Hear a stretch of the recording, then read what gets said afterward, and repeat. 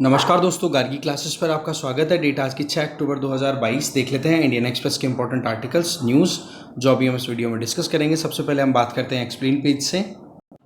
First article है Nobel prize in chemistry से related. यहाँ पर आप देख सकते हो 3 साइंटिस्ट हैं, नाम भी आप थोड़ा ध्यान रख लेना। एक तो कैरोलिन बेरेटोजी, एक है मार्टिन मेल्डल और एक है के बैरी शार्पलेस। इन तीनों को इस चीज़ के लिए अवार्ड मिला है कि केमिस्ट्री में मॉलिक्यूलर जो केमिस्ट्री होती है उसमें नेचुरल फिनोमेनास को रेप्लिकेट किया है इन्होंने। कुल मिलाकर के जब दो मॉलिक्यूलर सब्सटेंसेस के बीच में रिएक्शन कराई जाए तो उसका रिजल्ट ये हो कि कम से कम वेस्टेज हो और ज़्यादा से ज़्यादा एफिशिएंसी हो। जैसे अगर हम दवाई बनाने के प्रोसेस की बात करें, फार्मास्यूटिकल कंपनीज जो काम करती हैं उनकी बात करें, वो अगर 10 से 25 किलोग्राम का सब्सटेंस यूज़ करते हैं ना, तब जा कर के उसमें से 1 किलोग्राम काम का मटेरियल निकलता है और इतना वेस्टेज हो जाता है 10 से 25 किलोग्राम का। तो ये जो वेस्टेज है ये बिल्कुल यूजलेस हो जाता है। तो इस चीज़ को करेक्ट आउट करने के लिए इन तीनों साइंटिस्ट ने मिलकर के क्या किया है कि भाई इस तरीके से केमिस्ट्री को तैयार किया जाए, क्योंकि केमिकल रिएक्शंस हो रही हैं जिसमें कि मॉलिक्यूल्स को जॉइंट किया जाए और वो जॉइंट इस तरीके से हो जैसे कि जैसे आप प्लेन में बैठे हो और आपके जो सीट बेल्ट है, आपका जो प्लेन का जो बेल्ट है, सेफ्टी बेल्ट, उसको जैसे ही आप टच करोगे तो वो दोनों एक दूसरे में ग्रिप कर जाएंगे, आवाज़ आएगी क्लिक की। क्लिक का मतलब एक्यूरेट मैचिंग हो गई। तो बोला इसी चीज़ को ध्यान रखते हुए इस कॉन्सेप्ट को क्लिक केमिस्ट्री कॉन्सेप्ट दे दिया गया है नाम। ठीक है, ये ध्यान रखोगे। इसमें क्या बोला, ऐसी केमिस्ट्री का मेथड निकाला है जिसमें मॉलिक्यूलर बिल्डिंग जो है वो पॉसिबल हो सके। ठीक है, और वो भी एकदम कंपैटिबिलिटी के साथ में। ओके, तो इसी चीज़ को ध्यान में रखते हुए, क्लिक केमिस्ट्री को ध्यान में रखते हुए ये अभी अवार्ड दिया गया है। आप हमें एक चीज़ तो ध्यान हमेशा रहती है कि सबसे परफेक्ट अगर कोई काम होता है तो वो नेचुरल प्रोसेस के बेसिस पे होता है, जो कि इफ़ेक्टिव भी है, एफिशिएंट भी होता है, लॉसेस भी कम होते हैं और लंबे समय तक टिकता भी है। तो नेचुरल प्रोसेसेस को ही रेप्लिकेट करने की कोशिश करते हैं जो भी साइंटिस्ट अपनी लेबोरेटरीज में काम करते हैं। ठीक है, जिससे कि जो नेचुरल प्रोसेस के बेसिस पे जो भी प्रोडक्ट तैयार हो रहे हैं उन्हीं को मिमिक करके अपनी लेबोरेटरी में वो तैयार कर सके। कहने का मतलब कि कम से कम लॉसेस, ज़्यादा से ज़्यादा एफिशिएंसी को अचीव करने की हमेशा कोशिश रहती है लेबोरेटरी में, जो कि नेचुरल प्रोसेस से बढ़िया और कुछ होता नहीं है। अब सवाल यह है कि जब नेचुरल प्रोसेसेस को रेप्लिकेट करने की कोशिश की जाती है लेबोरेटरी में, तब लगता है बहुत सारा टाइम, बहुत सारा पैसा, और कई बार तो ऐसा होता है कि वो पूरी रिसर्च ही फेल हो जाती है। तो ऐसे में साइंटिस्ट ने मिलकर के, ये 3 साइंटिस्ट जिनको अभी नोबेल प्राइज़ मिला है, इन्होंने क्लिक केमिस्ट्री में यही चीज़ पर काम किया कि कैसे हम जो नेचुरल प्रोसेस के बेसिस पे एंजाइम्स बनते हैं, केमिकल्स बनते हैं, उन्हीं को हम थोड़ा सा ध्यान रख कर के मिमिक करें। हमारे मिमिक का मतलब कॉपी कर लें और जो एफिशिएंसी है वो भी इम्प्रूव हो और केमिकल भी परफेक्टली डेवलप हो सके। इसी चीज़ के लिए इनको क्लिक केमिस्ट्री का कॉन्सेप्ट भी बोला गया, इस कॉन्सेप्ट को, और अवार्ड दिया गया है। और इसका देखो यूज़ फार्मास्यूटिकल कंपनीज में या फार्मास्यूटिकल फील्ड में और बाकी दूसरे इंडस्ट्रीज में भी यूज़ हो सकेगा। ठीक है, नहीं हमेशा क्या होता है, जो मैंने आपको बता ही दिया कि जब कभी भी कोई भी प्रोग्राम या कोई भी काम नया किया जाता है तो पहले बहुत सारा वेस्टेज होता है। अब यहाँ पर मेन परफेक्शन लाया जा रहा है कि भाई कोई भी कंपाउंड है, एक मटेरियल है एक तरफ, दूसरा मटेरियल है दूसरी तरफ, दोनों के मॉलिक्यूल्स, कण बिल्कुल डिफरेंट है, दोनों को जब मैच किया तो परफेक्टली मैच कर गए एक दूसरे के साथ में, और इससे क्या हो गया, वेस्टेज मिनिमम या ज़ीरो। तो इसी को बोल दिया गया है क्लिक केमिस्ट्री। ठीक है, और इसी चीज़ को फिर रेप्लिकेट करने की बात की गई है। रेप्लिकेट का मतलब 2 मॉलिक्यूल अगर टच हो गए तो बाकी मॉलिक्यूल्स को भी इसी तरीके से कनेक्ट कर दो और एक बड़ी सब्सटेंस तैयार कर दो। यहाँ पर ये मैंने आपको पहले ही बता दिया कि फार्मास्यूटिकल कंपनीज में कोई भी मान लो प्रोडक्ट बनाया जाता है तो 1 किलोग्राम मटेरियल बनाने में लगभग 10 से 25 किलोग्राम मटेरियल वेस्टेज होता है। तो उस वेस्टेज को रिड्यूस करना पॉसिबल हो पाया। इसमें देखो सबसे शुरुआती अगर देखें तो इम्पॉर्टेंट कॉन्ट्रीब्यूशन रहा शार्पलेस, यूएसए के साइंटिस्ट। इन्होंने क्लिक केमिस्ट्री का आइडिया शुरू से दिया है 2001 से ही। इनको पहले भी देखो नोबेल प्राइज़ मिला हुआ है। ओके, तो ऐसे में ये सेकंड टाइम इनको प्राइज़ मिल रहा है। अच्छा, ये 5वें साइंटिस्ट हैं जिनको 2 नोबेल प्राइज़ मिले हुए हैं। ठीक है ना, इसके अलावा 4 दूसरे साइंटिस्ट हैं जिनको नोबेल प्राइज़ मिला हुआ है, बाकी ये 5वें साइंटिस्ट हैं जिनको 2 नोबेल प्राइज़ मिले हैं। ये दूसरा अभी मिल ही गया। ठीक है। और क्लिक केमिस्ट्री कैसे काम करेगी वो मैंने बता दिया। शार्पलेस के साथ में हमारे यहाँ के जो इंडियन ओरिजिन से भी बिलोंग करने वाले एक इंडिविजुअल यहाँ पर देख सकते हो, श्याम सेन गुप्ता, ठीक है, जो IISER कोलकाता में अभी प्रोफेसर के तौर पे काम कर रहे हैं केमिकल साइंस डिपार्टमेंट में, ठीक है। तो इन्होंने भी शार्पलेस जो ये प्रोफेसर हैं USA के, इनके साथ में काम किया हुआ है, ठीक है। तो 100% एफिशिएंसी अचीव करना ये अपने आप में मेन टारगेट था। दूसरे जो हैं इनमें, उनमें देखा जाए तो एक तो कैरोलिन बेर्टोजी, इन्होंने क्लिक केमिस्ट्री का इंडस्ट्री में डायरेक्ट कैसे यूज़ हो सकता है उस पर काम किया। इनका मेन तो इंडस्ट्री की बजाय मेन फोकस इनका रहा था कि बायोकेमिकल रिएक्शन जो होती है ना हमारी बॉडी में, या फिर जो लिविंग ऑर्गेनिज्म होते हैं, क्योंकि हमारी बॉडी में भी जो काम होते हैं वो नेचुरल प्रोसेस के बेसिस पे होते हैं, तो वहाँ पर भी वेस्टेज मिनिमम निकलता है कि नहीं, और ज़्यादा से ज़्यादा एफिशिएंसी आती है। तो ये भी कॉन्सेप्ट कहीं ना कहीं केमिकल वो क्लिक केमिस्ट्री है उसी पे बेस्ड है, ठीक है। जैसे कि कैंसर ड्रग को डेवलप करने की इन्होंने बात की कि कैंसर ड्रग इस तरीके से डेवलप की जाए जिससे कि जितनी ज़रूरत हो उतनी ड्रग ही हम दें, और एक्यूरेटली जा करके रिक्वायरमेंट जहाँ पर है उस ट्यूमर को बर्न करना या उस ट्यूमर को ट्रीट करने में हेल्प मिल सके, ठीक है। इसके अलावा शार्पलेस के बाद में दूसरे जो साइंटिस्ट हैं जिन्होंने अपना कॉन्ट्रीब्यूशन दिया, ठीक है, वो रहे यहाँ पर आप देख सकते हो, यहाँ पर डेनमार्क के साइंटिस्ट हैं मॉर्टन मेल्डल, ठीक है, जिनको नोबेल मिला है।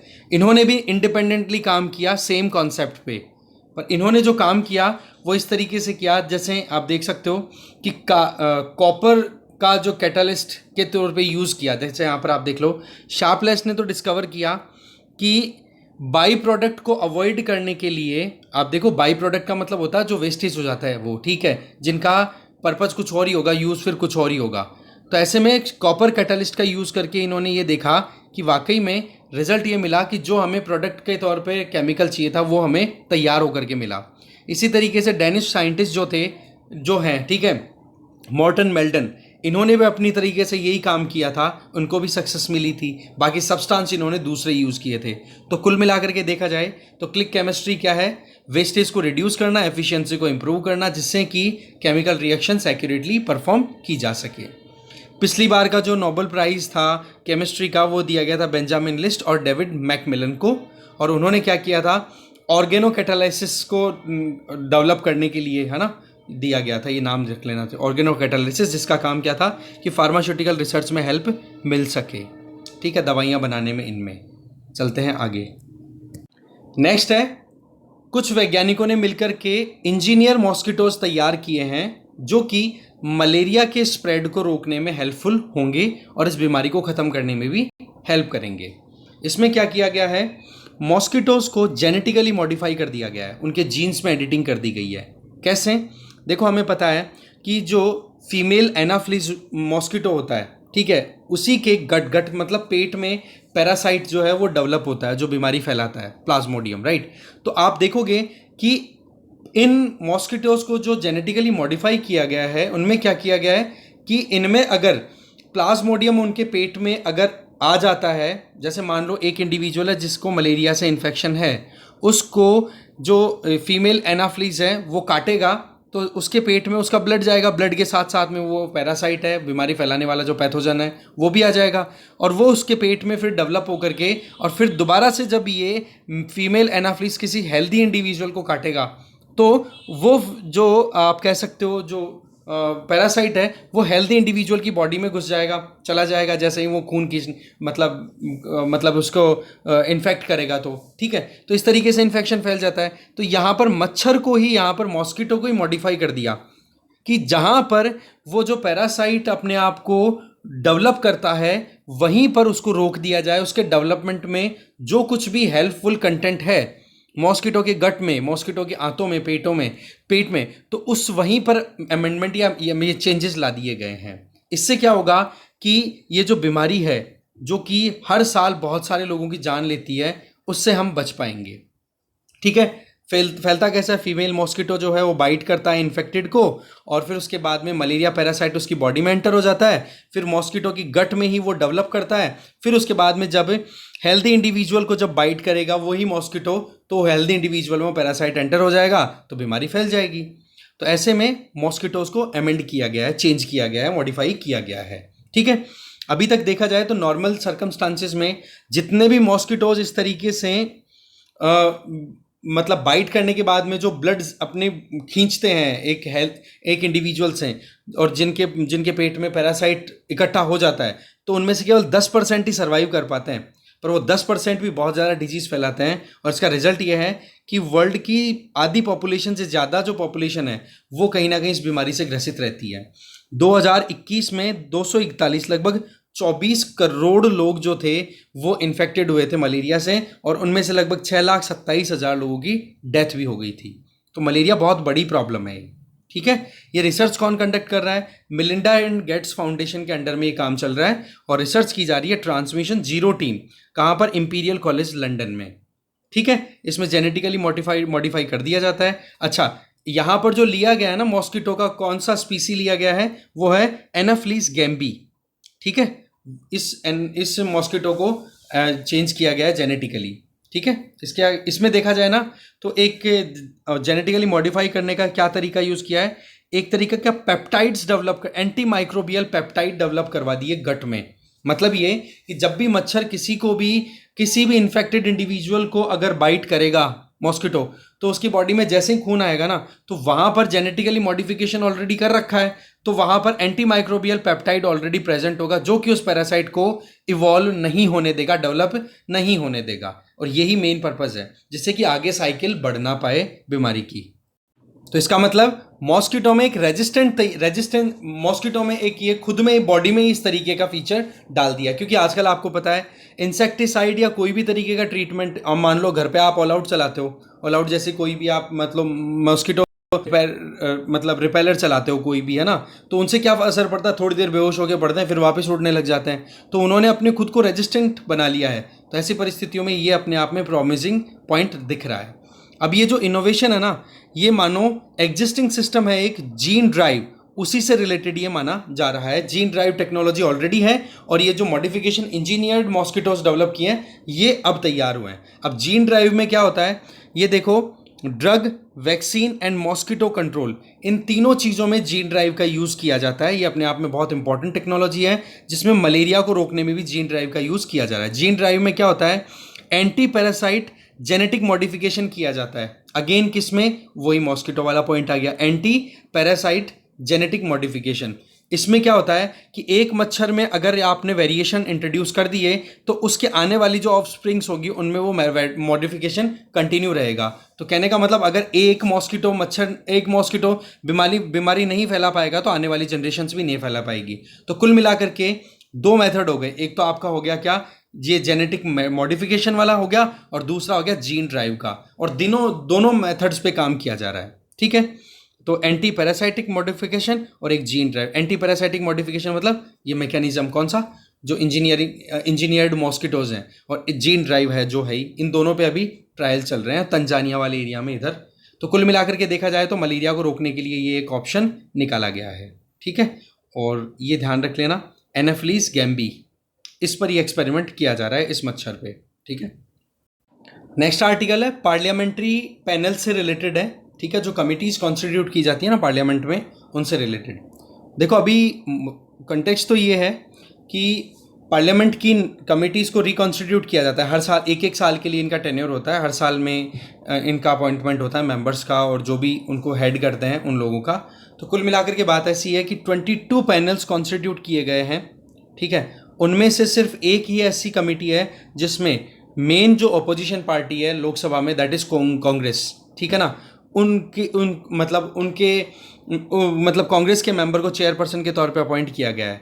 बाकी दूसरी तरफ सेकंड लार्जेस्ट अपोजिशन पार्टी है तृणमूल कांग्रेस, उनकी तरफ से कोई अपॉइंटमेंट नहीं हुआ है, मतलब उनकी तरफ से कोई भी एमपी को यहाँ पर पैनल में जगह नहीं मिली है। तो कुल मिलाकर के जो गैप है ना, किसके बीच में? पॉलिटिकल पार्टीज़ के बीच में, रूलिंग और अपोजिशन के बीच में, वो और बढ़ता दिखाई दे रहा है। अब सवाल क्या है, ये कमिटीज़ क्या होती हैं, उनके बारे में हमें जानना है। देखो, हमें नॉर्मली पता है कि जब भी कोई बिल को एक्ट में कन्वर्ट करना होता है, जब एक प्रपोजल आता है किसी भी एक्ट से, लॉ बनाने से रिलेटेड, उसको बिल बोलते हैं। वो इंट्रोड्यूस होता है लोकसभा या राज्यसभा किसी में भी। पर हमें पता है कि लॉ मेकिंग प्रोसेस बहुत कॉम्प्लेक्स होता है, बहुत ज़्यादा टाइम कंज्यूमिंग होता है। तो ऐसी परिस्थितियों में अगर हाउस में लगातार डिबेट होने लग जाएगा ना एक एक बिल पे, तो उसमें बहुत ज़्यादा टाइम कंज्यूम हो जाएंगे, बाकी काम हो नहीं पाएगा। तो उस काम को आउटसोर्स करने की व्यवस्था कर रखी है, वो क्या है, कमिटीज कॉन्स्टिट्यूट की हुई है, जिनको हाउस कमेटी बोली जाती है।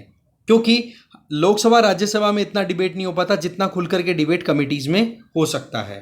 ठीक है, तो इन्हीं कमिटीज को पार्लियामेंट्री कमेटी बोल दिया जाता है। इनमें मेंबर ऑफ पार्लियामेंट है, उन्हीं को अपॉइंट किया जाता है या फिर नॉमिनेट किया जाता है। या तो वो अपॉइंट होते हैं किस तरीके से, या तो इलेक्शन करवा करके या फिर नॉमिनेट कर दिया जाता है स्पीकर के द्वारा। ठीक है, अब देखो इन कमिटीज के द्वारा फिर रिकमेंडेशन दी जाती है, डिबेट होती है इनमें जो भी पार्टिसिपेशन करने वाले लोग हैं।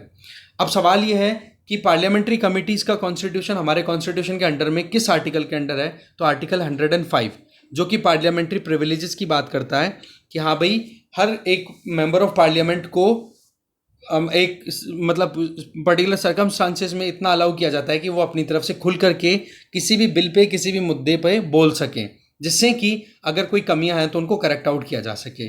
आर्टिकल 118 क्या कहता है कि पार्लियामेंट जो है वो अपने खुद के बिजनेस को और अपने कंडक्ट को फुलफिल करने के लिए अपने खुद के रूल रेगुलेशन सेटल कर सकती है। ठीक है, तो इस तरीके से 105 में तो क्या हो गया, एमपीज को प्रिविलेज मिल गई। ठीक है, और 118 में क्या हो गया, पार्लियामेंट को ये पावर मिल गई कि वो अपने हिसाब से अपना खुद का काम करवाने के लिए सेटअप तैयार कर सकती है, कानून बना सकती है। तो इन दोनों का यूज करके पार्लियामेंट्री कमिटीज बनाई जाती है। ठीक है, अगर हम मेजरली पार्लियामेंट्री कमिटीज की बात करें तो पार्लियामेंट्री कमेटी को क्लासिफाई किया जा सकता है majorly financial committee, departmental related standing committee और अदर पार्लियामेंट्री स्टैंडिंग कमेटी और एडॉक कमेटी। इस तरीके से मेजर 4 क्लासिफिकेशन में हम डिवाइड कर सकते हैं। सबसे पहले है फाइनेंशियल कमेटीज। इनमें देखो एस्टिमेट कमेटी आती है, पब्लिक अकाउंट कमेटी आती है, कमेटी ऑन पब्लिक अंडरटेकिंग आती है। और इन कमिटीज को कॉन्स्टिट्यूट करना शुरू कर दिया था जब से कॉन्स्टिट्यूशन एनफोर्समेंट में आया 1950 से। ठीक है, फिर आ जाओ डिपार्टमेंटल रिलेटेड कमेटी। ये 17 कमिटीज हैं और इनकी शुरुआत मानी जाती है 1993 में, जब लोकसभा के स्पीकर कौन हुआ करते थे, शिवराज पाटिल। ठीक है, इसमें यह देखा गया था कि बिल की प्रॉपर स्क्रूटिनी जो है लोकसभा या राज्यसभा में नहीं हो पा रही है, तो ऐसी परिस्थितियों में डिपार्टमेंटल रिलेटेड कमिटीज भी सेटल कर देनी चाहिए, जिससे कि कमिटीज रिव्यू कर सके गवर्नमेंट की पॉलिसीज को और गवर्नमेंट की जो भी लॉज हैं उनको, और फिर बाद में अपनी तरफ से रिकमेंडेशन दे सके कि भाई ये चेंजेस लाने की जरूरत है, ये कमियां इनमें दिखाई दे रही है। आपको इन कमिटीज़ की जो डिटेल्स हैं वो पढ़ लेनी है। ठीक है, जो भी आपके पास में बुक अवेलेबल हो इंडियन पॉलिटी के लिए। ठीक है, पब्लिक अकाउंट कमेटी हो गई, पब्लिक अंडरटेकिंग कमेटी हो गई, ये सारी चीज़ों के बारे में। ठीक है, इसके अलावा देखा जाए तो ये जो डिपार्टमेंटल कमिटीज़ हैं शुरुआत में तो 17 थी, अब 24 हो चुकी हैं। और इन कमिटीज़ में टोटल मेंबर्स होते हैं 31, जिनमें से 21 मेंबर्स तो हैं लोकसभा से और 10 मेंबर्स होते हैं राज्यसभा से। ठीक है, इसके अलावा फिर होती है एक और क्लासिफिकेशन पॉइंट ऑफ व्यू से देखें तो अडॉक कमिटीज। अडॉक का मतलब हो गया कि मान लो कोई मुद्दा स्पेसिफिकली उसी टाइम पे राइज हुआ और उससे रिलेटेड कोई लॉ लाया गया है या कोई मुद्दा है, उस पर रिकमेंडेशन की ज़रूरत है, ओपिनियन की ज़रूरत है, रिव्यू की ज़रूरत है, तो उसके लिए कमेटी जो है वो कॉन्स्टिट्यूट कर दी जाएगी। उन कमेटी को एडॉक कमेटी बोला जाएगा। और वो कमेटी जैसे ही अपनी रिपोर्ट सबमिट करेगी ना, उसके बाद में वो कमिटीज़ अबॉलिश हो जाती है। एडॉक का मतलब टेम्परेरी। ठीक है, और अगर देखा जाए तो एडॉक कमेटी नॉर्मली कौन सी होती है, या तो सेलेक्ट कमेटी होती है या फिर जॉइंट कमेटी होती है। तो सेलेक्ट कमेटी या जॉइंट कमेटी की अगर बात करें, जॉइंट कमेटी का मतलब तो पार्लियामेंट के दोनों हाउसेस से मेंबर्स उसमें आएंगे। ठीक है, और सेलेक्ट कमेटी का मतलब कि मान लो कोई लॉ है, कोई भी मुद्दा आ गया, मान लो जैसे जम्मू कश्मीर रीऑर्गेनाइजेशन एक्ट को लेकर के बहुत ज़्यादा हल्ला हुआ था उस टाइम पे 2019 में, कि गवर्नमेंट ने क्या किया था उस टाइम पे, सेलेक्ट कमेटी के पास में भेजा ही नहीं लॉ को कि एक बार रिव्यू करने के लिए रिकमेंडेशन ले ली जाए।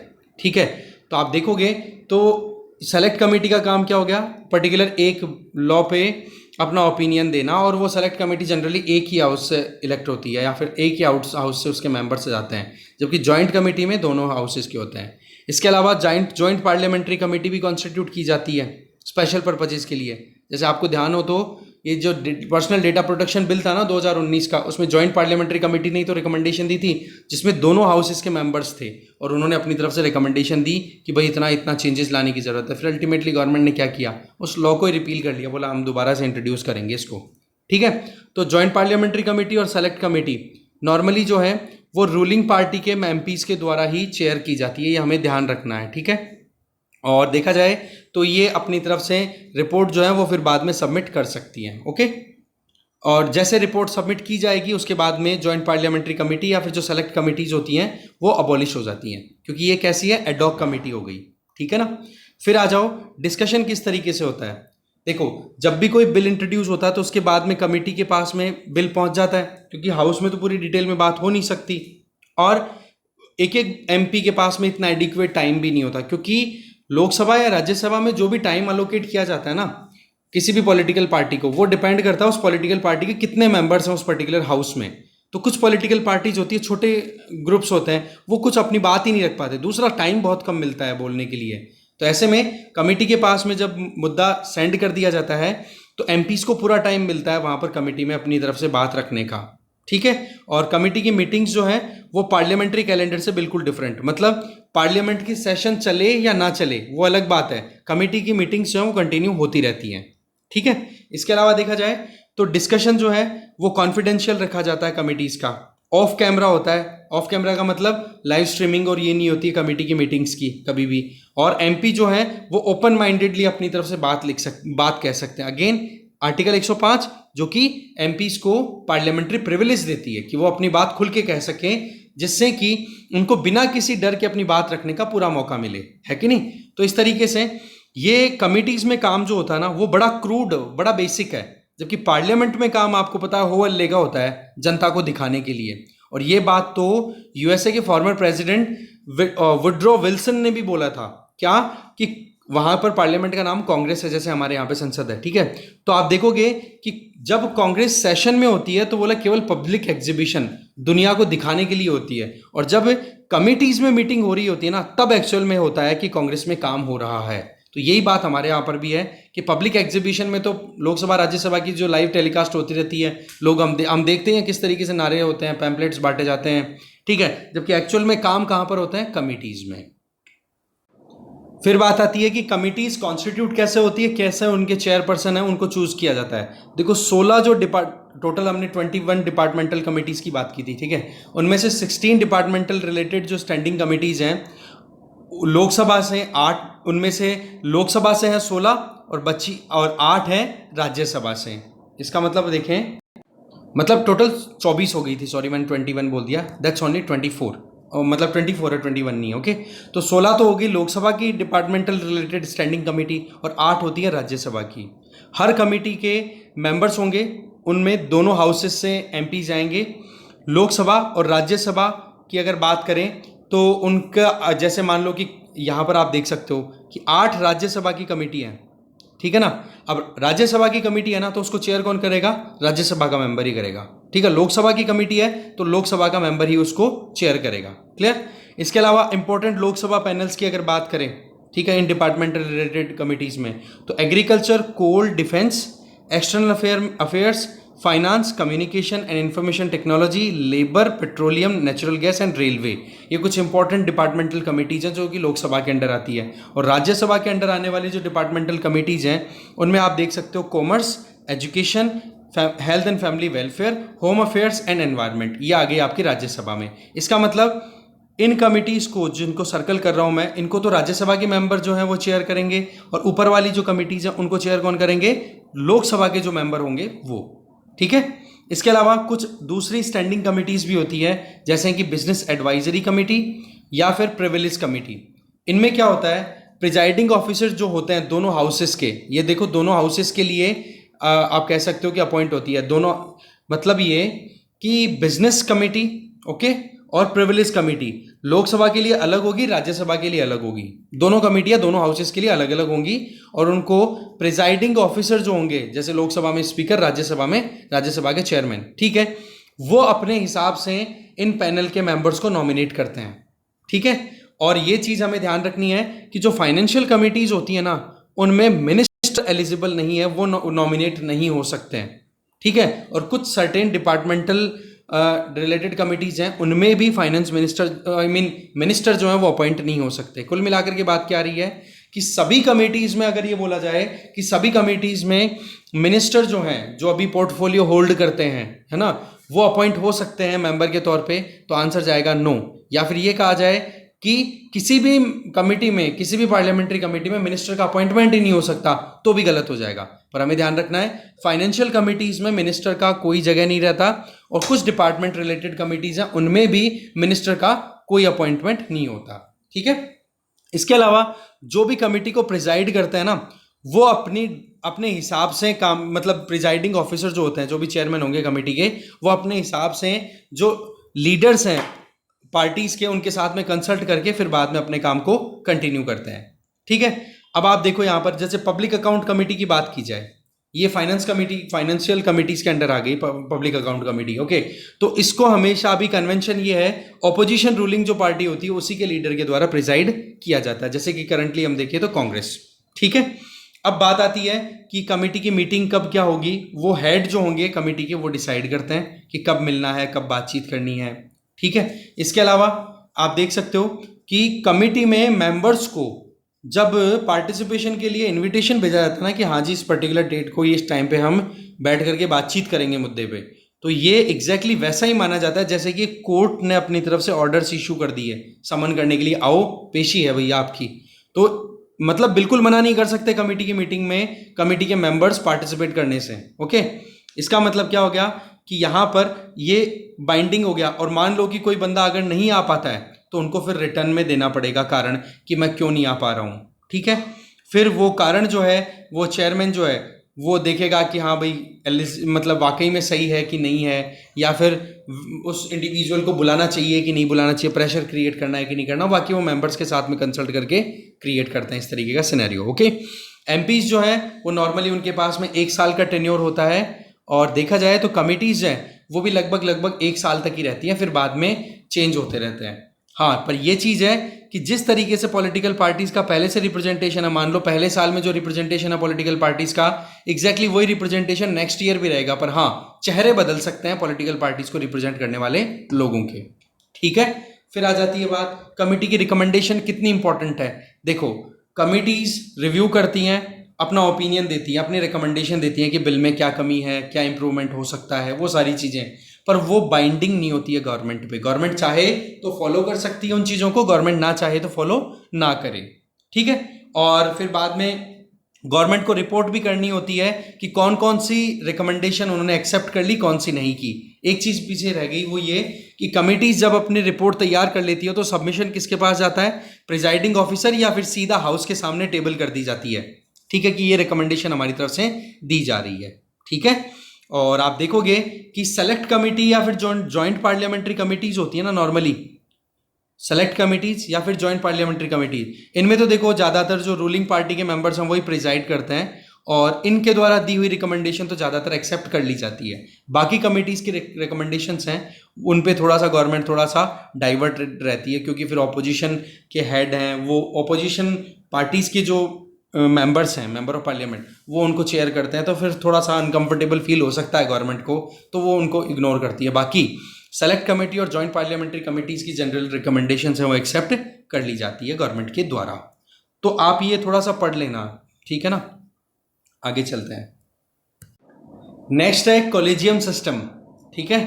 अभी देखो, जजेस की अपॉइंटमेंट को लेकर के सुप्रीम कोर्ट के कॉलेजियम ने कुछ नाम सजेस्ट करने की जब शुरुआत की, तो इतने में कॉलेजियम का मतलब होता है chief justice of India plus 4 senior most जजेस ऑफ सुप्रीम कोर्ट, ये मिलकर के 5 मेंबर्स मिलकर के कॉलेजियम बनाते हैं। तो इन 5 में से 2 जनों ने मना कर दिया, जो भी नाम रिकमेंड होने वाले थे, और दोनों ने अपनी तरफ से लेटर लिख दिया, बोला कि हम हमारी तरफ से बिल्कुल भी अप्रूवल नहीं दे रहे हैं कि भाई आप जिन नामों को रिकमेंड कर रहे हो गवर्नमेंट को जज के तौर पे अपॉइंट करने के लिए, हम बिल्कुल एग्री नहीं करते हैं आपसे।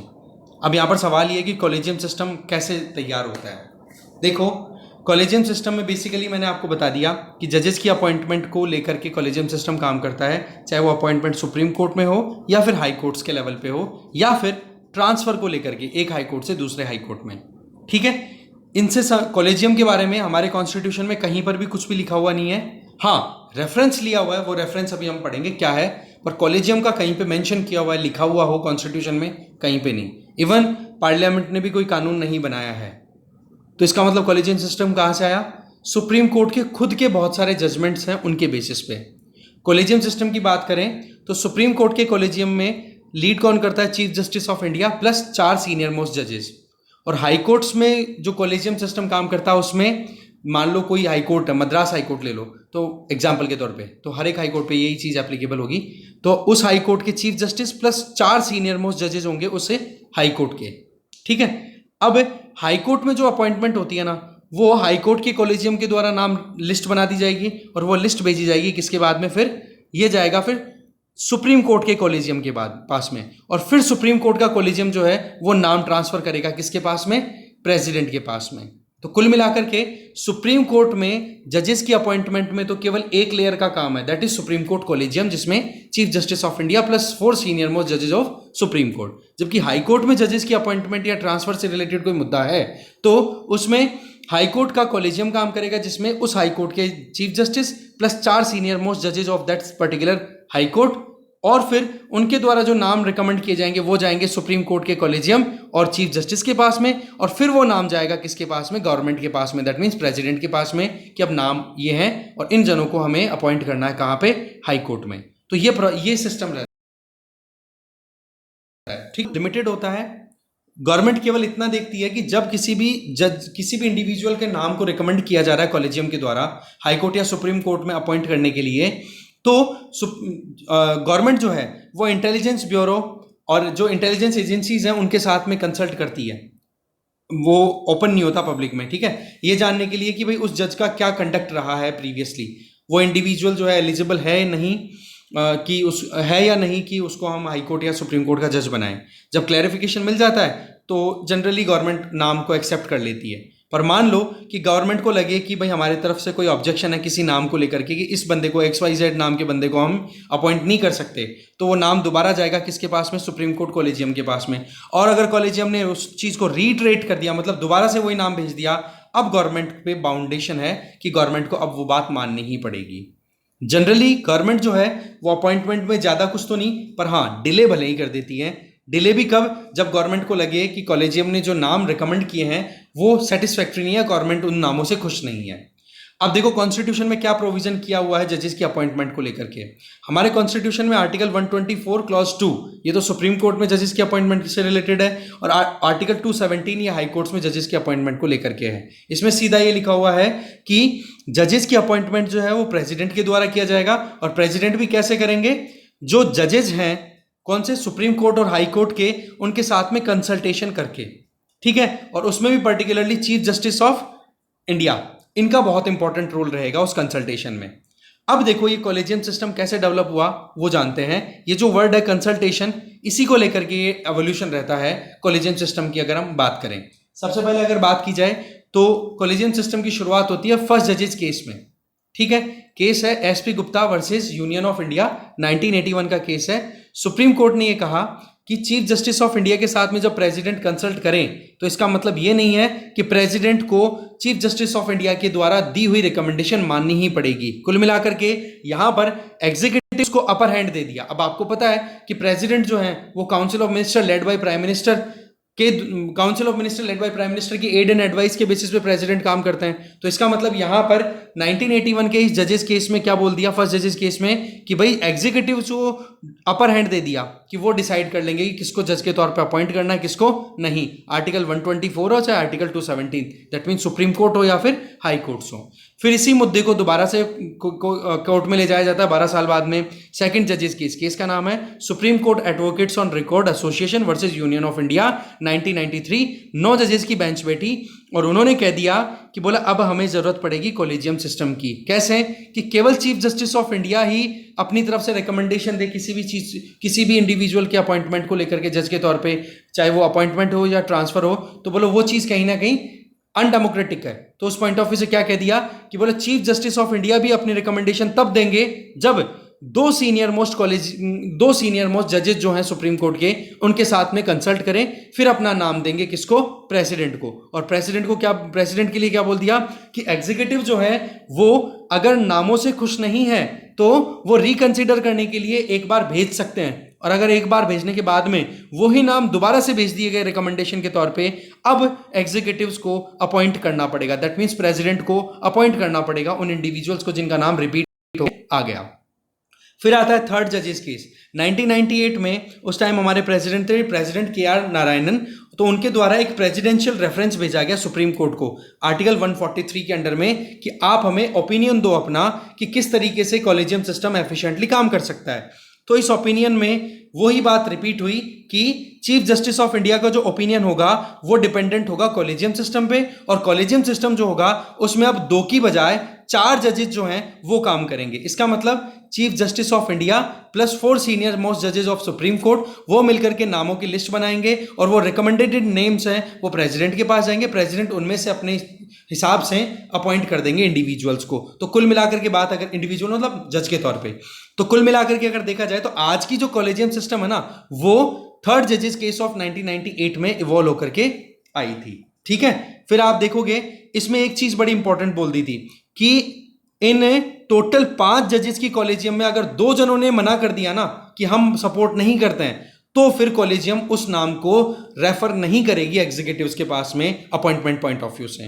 तो यही चीज यहां पर है कि 1998 का जो केस था ना उसमें जो अपॉइंटमेंट को लेकर के मुद्दा था कि 2 जजेस अगर मना कर दें, एक मना करे दैट्स ओके, 2 अगर मना कर दे किसी भी नाम को लेकर के तो वो नाम वहीं रुक जाएगा, और यही अभी हुआ है। इसलिए अभी जो करंट चीफ जस्टिस है यूयू ललित जी, इनके पास में 1-1.25 महीने का टाइम है, ज़्यादा टाइम नहीं है, तो वो अपॉइंटमेंट्स करके जाना चाह रहे हैं। तो उन्होंने रिकंसिडरेशन के लिए उन दोनों जजेस को लेटर लिखा है कि भाई आप अपना ओपिनियन एक बार देख लो, क्या फाइनल है या फिर कुछ चेंज करने का मूड है।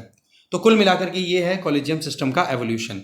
ठीक है, इसके अलावा क्रिटिसिज्म की बात करें, देखो कॉलेजियम सिस्टम के ऊपर एक तो सवाल ये उठता है कि नॉन ट्रांसपेरेंट मैनर में काम होता है, क्योंकि ना तो इनके लिए कोई सेक्रेटरीट है, अपॉइंटमेंट के लिए कोई रिकमेंड करने के लिए कोई नाम है। अच्छा, जुडिशरी में अपॉइंटमेंट जुडिशरी के लोग ही कर रहे हैं, कोई दूसरा इन्वॉल्वमेंट है नहीं। इसके अलावा ये कहा जाता है कि एलिजिबिलिटी क्राइटेरिया भी कुछ फिक्स नहीं है कि हाँ जी क्या किस बेसिस पे जजेस का नाम रिकमेंड किया जाएगा, बिल्कुल डिस्क्रिशन पे चलेगा सुप्रीम कोर्ट के और हाई कोर्ट के जजेस की जो कॉलेजियम है उनके बेसिस पे। इसके अलावा मिनट्स ऑफ मीटिंग होते हैं, जो बातचीत होती है उनको डिटेल ओपन पब्लिक में भी नहीं किया जाता। तो ऐसी परिस्थितियों में ये कुछ क्रिटिसिज्म भी है कि कॉलेजियम सिस्टम है जो वो नॉन ट्रांसपेरेंट मैनर में काम करता है। नेक्स्ट है वर्ल्ड पेज पे और इकोनॉमी पेज पे एक इंपॉर्टेंट न्यूज़ है, वो है कि ओपेक प्लस कंट्रीज ने मिलकर के ये डिसाइड किया है कि वो अब क्रूड ऑयल की प्रोडक्शन को रिड्यूस करेंगे। अब आप देखो यहाँ पर क्या पेचीदगी फंस गई है यूरोपियन यूनियन और यूएसए के सामने। देखो एक तरफ ये कोशिश कर रहे हैं कि रशिया जो भी क्रूड ऑयल मार्केट में बेचता है इंटरनेशनल मार्केट में उस पर प्राइस कैप लगा देंगे, तो रशिया क्रूड ऑयल बेच करके अपने ज़्यादा पैसा नहीं कमा पाएगा, तो यूक्रेन पे वॉर है वो वीक पड़ जाएगा। तो ये प्लान था यूरोपियन यूनियन और यूएस का, पर इस प्लान को धराशायी करते हुए दिखाई दे रहे हैं ओपेक प्लस कंट्रीज, जिनमें रशिया भी इन्वॉल्व है। क्या डिसीजन लिया इन्होंने कि भाई हम तो ऑयल की प्रोडक्शन को रिड्यूस करेंगे, और ऑयल की प्रोडक्शन को अगर ये ओपेक प्लस कंट्रीज रिड्यूस करते हैं ना, इसका मतलब ऑयल की प्राइसेस होंगी राइज, और ऑयल की प्राइसेस अगर राइज में जो प्राइस कैपिंग लगाने का जो मुद्दा था वो तो फेल हो गया। इस चीज को लेकर के यूएसए भी बड़ा डिसअपॉइंटेड है और यूरोपियन यूनियन भी डिसअपॉइंटेड है। दूसरी तरफ चाइना और इंडिया जो रशिया से तेल खरीद रहे हैं, अगर उनको तेल महंगा खरीदना पड़ रहा है ओपेक कंट्रीज से, तो ओपेक प्लस कंट्रीज में रशिया इन्वॉल्व है, तो उनसे भी तेल खरीदने में ये पीछे नहीं हटेंगे। तो कुल मिलाकर के ओपेक प्लस की मीटिंग ने मिलकर के यूरोपियन यूनियन और यूएस का जो प्लान है उसको धराशायी कर दिया है। ये है मुद्दा, क्योंकि इन्होंने बोल दिया कि हम प्रोडक्शन कम करेंगे, प्रोडक्शन कम करेंगे तो प्रोडक्शन तो रेट ज़्यादा जाएगी। अब प्रोडक्शन रेट ज़्यादा गई तो इंडिया चाइना क्यों खरीदेंगे जी अब कच्चा तेल महंगा, जब रशिया सस्ता देगा तो वो सैंक्शंस फिर काम नहीं करेंगे। ये है मुद्दा। इसके आगे देखें, इसके अलावा एक वीडियो और बनाऊंगा छोटा, क्योंकि ये मुझे लगता है टर्मिनेट हो जाएगा सेशन। ठीक है, तो इस वीडियो को तो यहीं ख़त्म करता हूँ, आगे बात करते हैं फिर अगले सेशन में।